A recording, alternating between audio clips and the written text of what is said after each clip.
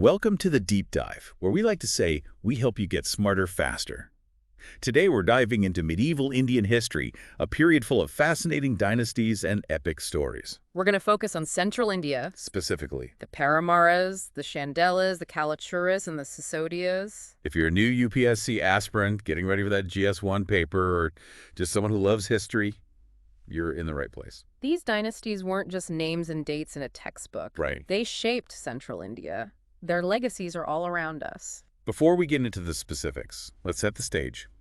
Why was central India such a hub for these powerful dynasties? Well, geographically, central India is strategically located. Okay, It was rich in resources, which always attracts ambitious rulers. makes sense. Now imagine the decline of major empires like the Rashtrakutas and the Prataharas. Their weakening grip created a power vacuum. So it was a time ripe for the taking. Exactly. And these dynasties, they seized the opportunity. So they rose from the ashes of these empires. They carved out their own kingdoms, they built their own legacies, and left behind stories that we're going to uncover today. I'm ready to uncover them. Yeah. Let's start with the Paramara dynasty. They ruled the Malwa region for centuries, right? That's right. From the 9th to the 14th century. What made them stand out from all the other dynasties popping up at the time? They were masters at capitalizing on a changing political landscape. Okay. They started as feudatories of the Rashtrakutas. So like subordinates. Yeah, but Siaka II, he had bigger ambitions. He wasn't content with playing second fiddle. No, he wasn't. Yeah. He defeated the Rashtrakutas in a battle that shifted the balance of power. That's a bold move. Oh. Taking on the Rashtrakutas like that must have required serious military skill. It did. It was a turning point, a declaration that the Paramaras were a force to be reckoned with. So what happened after this big victory? Did they just keep expanding? Oh, they did. Their kingdom grew significantly. South, north, east, west. From Chittor in the north to Konkan in the south. Wow, that's a huge chunk of territory. They controlled vital trade routes, accumulated wealth, and became known for their military strength. And their culture? And their sophisticated culture. It's a classic story of ambition, strategy, and a bit of luck. Luck always helps. Now we can't talk about the Paramaras without talking about King Goja. One of the most remarkable figures of that dynasty. He ruled for almost half a century, right? From 1010 to 1055 CE. What made him so special? He was the embodiment of both military might and intellectual brilliance, a crucial point for UPSC aspirants to remember. So he wasn't just a warrior king. No, he was also a scholar, a patron of the He arts. sounds like a bit of a Renaissance man. He was. He expanded the empire through conquests, but he was equally passionate about knowledge and culture. He commissioned grand architectural projects, wrote scholarly treatises on a wide range of subjects. Like a true polymath. Mm. Tell me more about his architectural achievements. I've heard of the Bojeshwar Temple. Ah, yes, the Bojeshwar Temple, a marvel of engineering and artistry dedicated to Lord Shiva. It stands within the city of Bhojpur, which King Bhoja founded. A city named after himself. That's a pretty big legacy. It is. The city and the temple, they showcase the architectural brilliance of the time. And they're still standing today. Yes, they are. A testament to King Bhoja's vision, and they're popular destinations for history enthusiasts and pilgrims alike. I can see why. So he built cities, he built temples. Was he also a writer? Oh, yes, a prolific writer. What did he write about? Everything from Sanskrit grammar and poetry to astronomy and architecture. It sounds like his court must have been a hub for intellectuals and artists. It was. He was known to attract scholars and artists from across India, fostering an atmosphere of creativity and intellectual exchange. It sounds like a golden age for the Paramaras. It was a time of great prosperity and cultural flourishing. But like all good things, it eventually came to an end. Right. Unfortunately, yes. No empire lasts forever. What led to their decline? It was a combination of factors. Pressure from rivals like the Chalukyas and Yadavas. So external pressures. Yes. And invasions by the Delhi Sultanate. So the rise of a new power. Yeah. Exactly. And internally, they faced weak successors and internal conflicts. So a mix of external threats and internal weaknesses. By the 14th century, the Paramaras had faded from the political scene. It's a reminder that power is always in flux. Let's move on to the Chandelas. They ruled a region known as Jajakupti, which is roughly the Bundelkhand region today. Yeah. What were they known for? The Chandelas rose to prominence around the 9th century. Okay. They started as vassals of the Gurjara Prataharas, but eventually gained independence. So another dynasty that broke free from their overlords. Exactly. They established a powerful kingdom in the Bundelkhand region. They had their share of military successes, but it's their architectural legacy that truly sets them apart. I think I know what you're going to say. The Khajuraho temples. You got it, the Khajuraho temples. They're a UNESCO World Heritage Site, right? They are famous for their intricate carvings and their, shall we say, unique depictions of life. We can say it. They're known for their erotic sculptures, among other things. What makes them so special? The Khajuraho temples are a marvel of Indian art and architecture.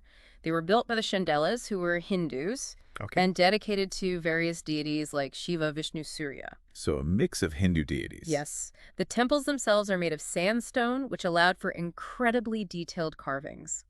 The craftsmanship is truly remarkable. I've seen pictures. They're absolutely stunning. Now, you mentioned earlier that the Chandelas used a specific architectural style.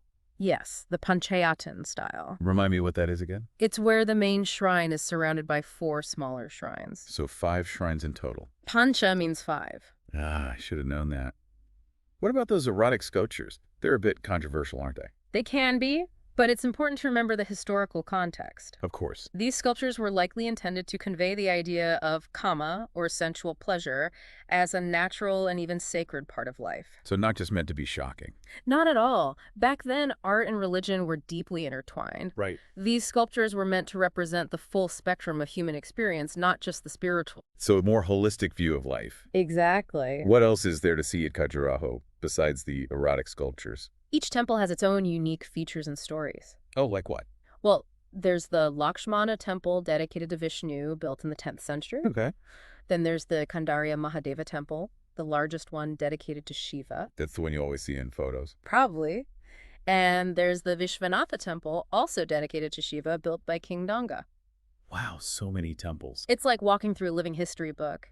Each temple offers a glimpse into the religious beliefs and the artistic sensibilities of the Chandelas. Now, were all the temples at Khajuraho Hindu temples? No, there are some Jain temples as well. Like, The Parshvanatha temple is one of the notable ones. interesting. So the Chandelas patronized both Hindu and Jain art and architecture. They did. They were Hindus themselves. Right. But they also supported the construction of Jain temples at Khajuraho. That speaks to a certain level of religious tolerance. It does. It shows a level of acceptance and respect for different faiths. So the Chandela dynasty left behind a pretty impressive legacy. They did. Their architectural achievements are a testament to their artistic vision and skill.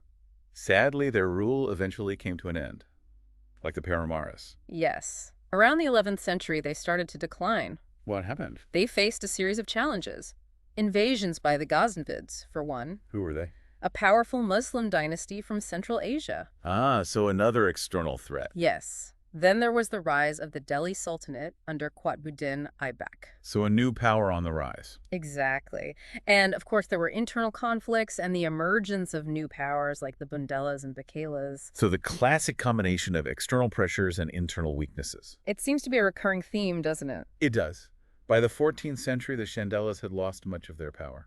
Their story highlights the volatile nature of power in medieval India. It really was a constant struggle to maintain control. All right, let's move on to the Kalachuris of Tripuri. They ruled over a large part of central India with their capital at Tripuri, which is modern-day Tuar in Madhya Pradesh. What was their story like? The Kalachuris emerged in the 9th century, and they're known for their military expansion, their patronage of both Shaivism and Jainism, and their contributions to architecture. They sound like a pretty significant dynasty. How do they rise to prominence? Their story is one of ambition and strategic expansion. Okay. While their foundation was laid by Kokala, it was under Shankaragana III that they really began to assert their dominance. So Shankaragana III was a key figure. He was. He adopted an aggressive expansion policy, clashing with the Gurjara Pratiharas for control of central India. So they took on another major power. They did, and they expanded their territory significantly. What about his successors? Did they continue his expansionist policies? They did. One notable successor was Gangayadeva. What did he do? He defeated the Chandelas of Jajak Bukti in the early 11th century. So they were rivals of the Chandelas. They were, but perhaps the most celebrated Kalachuri ruler was Laxmikarna. Laxmikarna. Tell me more about him. He reigned from 1041 to 1073 CE, and he was a brilliant military strategist, a powerful ruler. A real powerhouse. He led successful campaigns against the Anga and Vanga kingdoms in the east. Expanding their reach even further. He also defeated Bhima, the Solanki ruler of Gujarat. Wow. And even triumphed over King Bhoja of the Paramara dynasty. Defeating King Voja. That's saying something. It is. These victories cemented the Kalachuris as the dominant force in central India. So they were a force to be reckoned with. But what about their cultural contributions? We've talked a lot about military achievements. The Kalachuris were known for their patronage of both Shaivism and Jainism. So like the Chandelas, they were tolerant of different faiths. More than tolerant, they actively patronized both faiths. That's interesting. And how is that reflected in their architecture? Well, for example, you have the Karna Temple in Amarkantak, dedicated to Shiva, Okay. and the Chausath Yogini Temple in Pedagat. Chausath Yogini Temple.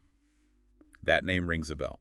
It's a unique circular structure dedicated to 64 yoginis, Yoginis. female deities associated with power and energy. Ah, I see. So the Kalachuris were quite diverse in their religious expressions. They were. They left behind a legacy that showcases the richness and complexity of Indian culture during that period. That's a really important point for anyone studying this period.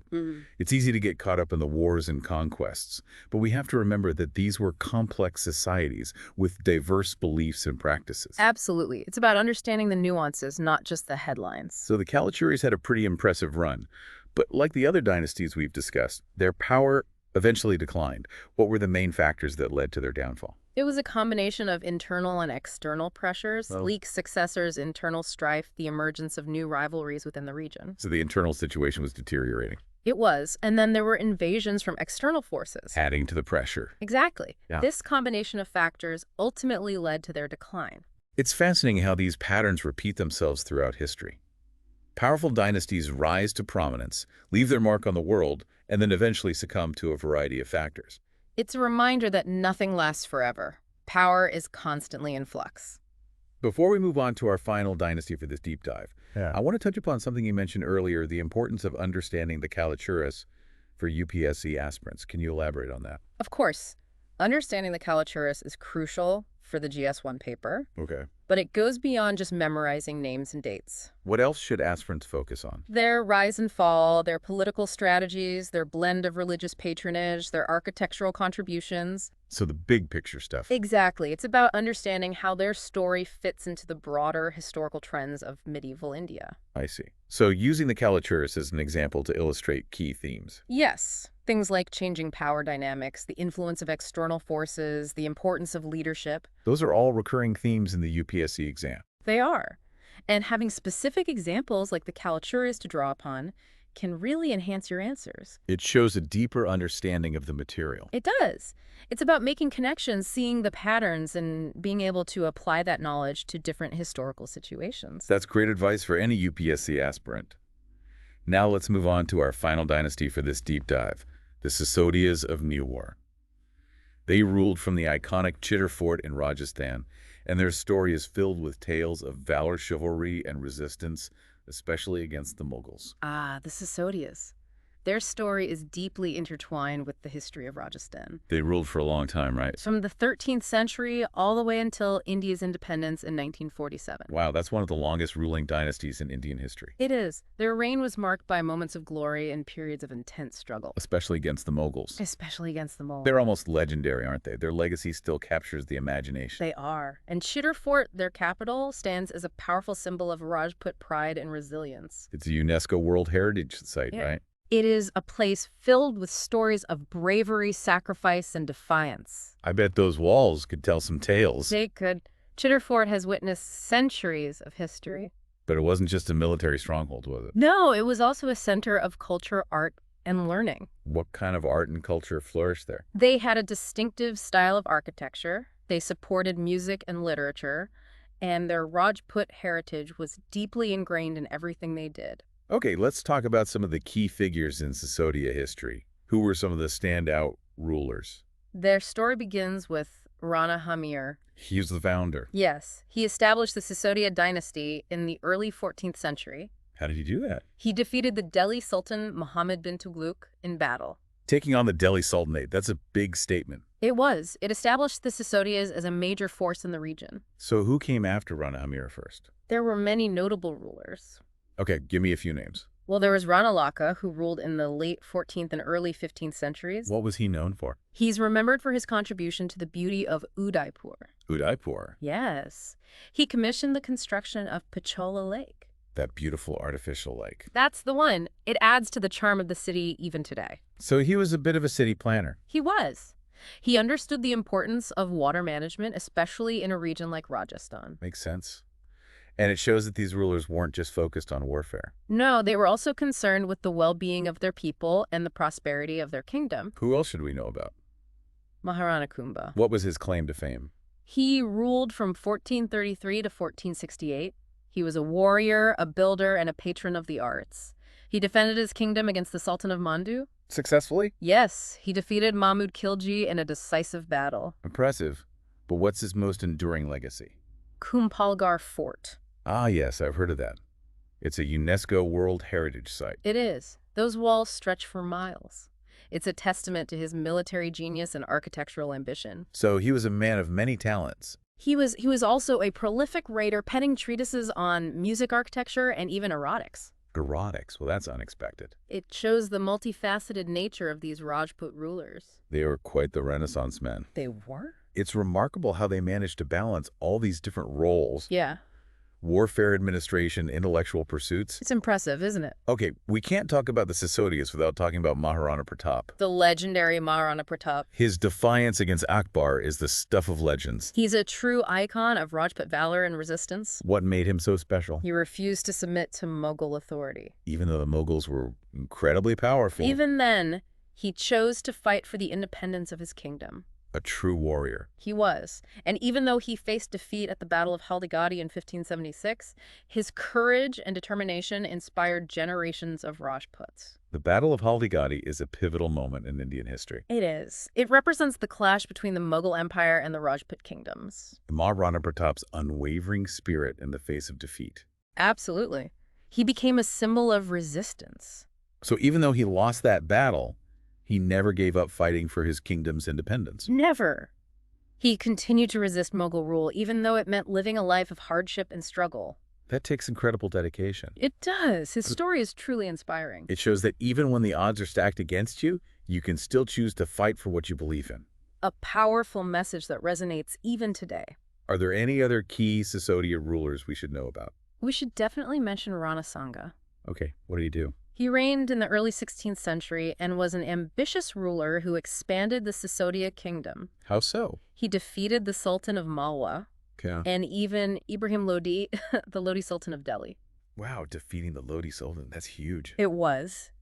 He had a grand vision of uniting the Rajput kingdoms against the growing threat of the Mughals. He sounds like a skilled military leader. He was, but his ambitions were ultimately thwarted by the arrival of Babur. Ah, Babur, the founder of the Mughal Empire in India. The one and only. What happened when these two powerful rulers clashed? The Battle of Kanwa in 1527 was a turning point. How so? Babur's victory, aided by superior Mughal artillery, ended Rana Sanga's ambitions. And paved the way for Mughal dominance. It did. That must have been a devastating defeat for the Sisodiyas. Did they ever recover? The Battle of Kanwa was a major setback. Right. But the Sisodiyas never truly surrendered their spirit of independence. They kept fighting? They did, sometimes through alliances, sometimes through warfare. So they adapted to the changing political landscape. They had to. Amar Singh, who succeeded Maharana Pratap, fought several battles against the Mughals before eventually concluding a treaty with Mughal Emperor Jahangir in 1615. So they eventually reached a compromise with the Mughals. They did. It was a pragmatic decision. What were the terms of the treaty? The treaty allowed the Sisodiyas to retain a degree of autonomy, Okay. but they had to acknowledge Mughal suzerainty. So they weren't completely independent. No, Yep. but it was a strategic move to ensure their survival. Sometimes compromise is necessary. It is especially when facing a powerful empire like the Mughals. The treaty allowed them to rebuild and preserve their cultural identity. And it gave them some breathing room. It did. But even under Mughal suzerainty, they never forgot their heritage of resistance. So they never truly gave up. They adapted, they compromised, but they never surrendered their identity. That's a powerful message. Their story is one of resilience and adaptability. It is. It's a testament to the enduring spirit of the Rajputs, their ability to navigate complex political situations, and their unwavering commitment to their land and their traditions. They faced a lot of challenges. They did. Yeah. But they always found ways to endure and maintain their distinct identity. It's a truly fascinating story, and it highlights so many important themes in Indian history. It does. All right, let's take a quick break, and when we come back, we'll delve deeper into the significance of these dynasties and what their stories can teach us about the complexities of medieval India. Sounds good. Welcome back to the deep dive. We've been talking about 4 amazing dynasties: the Paramaras, the Chandelas, the Kalachuris, and the Sisodiyas. All leaving their mark on central India. And I'm starting to see the bigger picture here, how they all fit into medieval Indian history. Exactly. And for our UPSC folks out there, it's not just about knowing the facts. Right? It's about understanding those connections, Hmm. seeing the patterns, the rise and fall of these empires. And how they all influence the culture. Right, so let's compare and contrast. What similarities do we see? What differences? Okay, good idea. Well, for one, they all emerged when things were kind of falling apart politically, right? Right. It was a time of fragmentation. They saw those bigger empires weakening, and they grabbed their chance. They did. They relied on military strength, of course. You gotta have a good army. Strategic alliances, too. Even some clever diplomacy. All to gain more power and influence. Exactly. Yeah. They had to be adaptable, resourceful to survive. But they also wanted to leave a legacy behind. You see that in their architecture, their art, even just the force of their personalities. Like King Boj. The Paramara ruler, He was all about art, literature, intellectual pursuits. his reign had a real cultural vibrancy. We still see it today in those intricate carvings at the Bojeshwar temple. And he wrote so much on so many different subjects. A legacy that truly lasts. And then there's the Chandelas with those incredible Khajuraho temples. And they weren't afraid to push boundaries with their art. It's amazing those temples are still standing. Remember those erotic sculptures? They were making a statement. Oh yeah, they definitely were. They had a worldview where sensuality and spirituality were connected. Not something you see every day. And the Kalachuris, patronizing both Shaivism and Jainism. Pretty unique for that time period. It was. They embraced religious diversity. We see it in their temples. The Karna temple, the Jasathayogini temple. It shows they weren't just focused on one faith. Medieval India was more nuanced than we sometimes think. Definitely more diverse. And of course, we can't forget the Sisodiyas, those Rajput warriors, Always battling the Mughals. defending their land, their traditions. Their legacy is all about resistance and perseverance. Like Maharana Pratap going up against Akbar. Even when the odds were against him. The indomitable spirit of the Rajputs. I think it's interesting how their location in central India shaped their destinies. It did, being at the crossroads of major powers. Always pressure from all sides. And they had to be smart to maintain their independence. So for our UPSC listeners, what are the key takeaways here? Don't just memorize the facts. Right. Think bigger.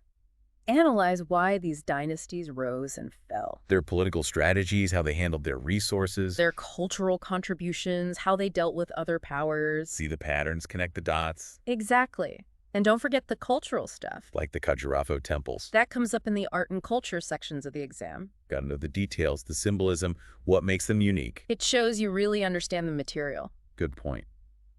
And remember, studying history shouldn't feel like a chore. No way. These stories are fascinating. Full of drama and intrigue. Incredible achievements. Let yourself get drawn in, and the information will stick. It will. So as we wrap up this part of our deep dive, here's a question for everyone at home.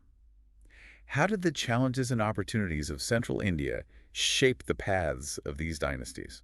Something to think about. And as you keep exploring history, remember, It's not just names and dates and battles. it's about people and cultures and legacies. It's about the stories that make us human. the tapestry of history. Wow, we've really journeyed through the heart of medieval India, haven't we? We have, from the Paramaras to the Sisodiyas, so many stories. Each dynasty leaving its own mark on central India. On the culture, on the politics, it's all intertwined. And for our UPSC aspirants listening in, I hope you're seeing it's not just about memorizing facts. No, it's about understanding the bigger picture. It's historical context. How these dynasties connect to larger trends, The themes that kept popping up again and again. like the shifts in power The effects of invasion. and the role of strong leaders. Like when those major empires, the Rashtrakutas and Prataharas, started to decline. It created that power vacuum, remember? And these new dynasties seized their chance. A classic example for the UPSC exam. It shows how history can repeat itself, Even in modern geopolitics, you see these power vacuums. leading to new players emerging. It's a valuable lesson to learn. Speaking of valuable lessons, those Kalachuris and their religious diversity. They didn't just tolerate different faiths. They embrace them, Both Shaivism and Jainism, and you see it in their temples. like the Karna temple for Shiva. And that incredible Chalsath Yogini temple. It's a reminder that medieval India was a complex tapestry. Not as rigid as we sometimes imagine. Lots of different beliefs and practices. And remember that Panchayatan style we talked about? With the main shrine and the 4 smaller ones. That's a common feature you'll see in temple architecture. Knowing those details, that's what impresses the examiners. It shows you've really done your homework. It does. So as we wrap up this deep dive into Central India, I'll leave you with one final question. How did the geography of Central India shape the destinies of these dynasties? Think about the advantages it offered. The disadvantages, too. How it affected their interactions with other powers. Ultimately leading to their rise and fall. It's all connected. Because history is about more than just names and dates and battles. It's about understanding the human experience. The challenges faced. The legacies left behind. And as you delve deeper into these stories, You'll discover that history is anything but boring. it's full of drama and intrigue and incredible achievements. And maybe you'll even find a passion for it. We hope you enjoyed this deep dive into medieval Central India We'll see you next time. for another journey into the world of knowledge. Don't forget to like and subscribe. And